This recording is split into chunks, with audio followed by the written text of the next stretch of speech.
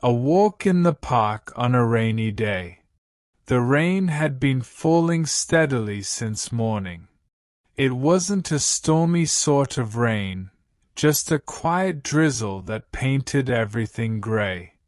Most people chose to stay indoors, warm with a cup of tea, but not Daniel. For him, rainy days were perfect for walking. Pulling on his waterproof jacket and slipping into his wellies, he opened the front door and stepped into the soft, wet world. The sky was a dull shade of silver, and the pavement glistened as if polished. He walked slowly to the park at the end of the road. It was a small park, nothing grand, just a few trees, a duck pond, and a narrow path that curved through the grass like a ribbon. But Daniel loved it. As he entered the gate, he noticed the park was empty. No children on the swings, no joggers, no dog walkers. Just the rain, tapping lightly on the leaves. He walked on, hands in his pockets, listening to the sounds of nature, raindrops pattering, birds rustling in the trees, and the gentle splash of a duck diving into the pond. Then he heard something unexpected, crying. It was faint, almost drowned out by the rain. Daniel stopped and looked around. The sound seemed to be coming from behind the big oak tree near the bench. He approached quietly and found a girl sitting on the bench, soaked through. She couldn't have been older than 10. Her hair clung to her face, and her coat was far too thin for the weather. "Are you all right?" Daniel asked gently. The girl looked up, startled. She wiped her eyes with the back of her hand. "I'm fine," she muttered. "You don't look fine," said Daniel, sitting on the edge of the bench. "You'll catch your death out here without a proper coat. Where are your parents?" She shrugged. "At home, I suppose." Daniel hesitated. "Did you run away?" Another shrug. "What's your name?" "Maya." "Well, Maya," Daniel said with a kind smile, "how about we walk for a bit? It's better than sitting in the rain, don't you think?" She looked at him cautiously but nodded. They walked in silence at first. Maya kicked puddles with her worn trainers. Daniel tried not to push her, but curiosity bubbled inside him. "Finally," he said, "sometimes I come here when I feel upset too.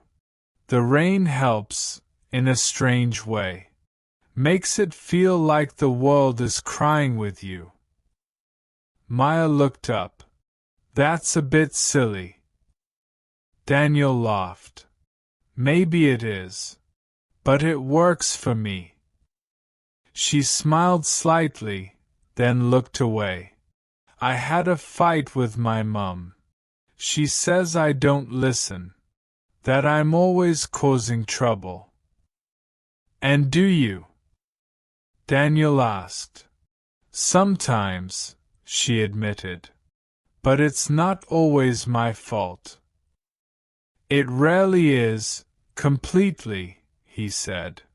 "Did you tell her how you feel?" "She doesn't listen either." They stopped by the pond. The ducks quacked softly, shaking the rain off their backs. Daniel took a biscuit from his pocket, broke it in half, and gave some to Maya. "Thank you," she said, nibbling. "You know," Daniel said, "grown-ups get things wrong too. Sometimes we're so busy being adults that we forget what it's like to be young. To feel misunderstood." Maya didn't reply, but she seemed to be thinking. You don't have to stay angry, he continued. Maybe go home, tell her you're sorry. Even if it wasn't all your fault. She looked up at him. But what if she doesn't forgive me? Daniel smiled. Forgiveness starts with you. You'd be surprised how far a little kindness goes. They finished their walk around the park, and the rain began to slow.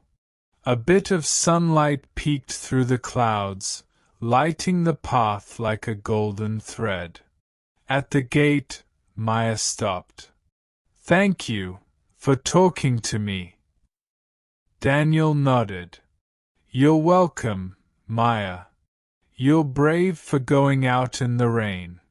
But maybe next time, take an umbrella. She laughed, really laughed, and it warmed Daniel's heart. Will you be okay getting home? I think so. It's not far.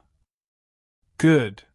And if you ever need to talk again, I'm usually around here on rainy days. Bit of a habit.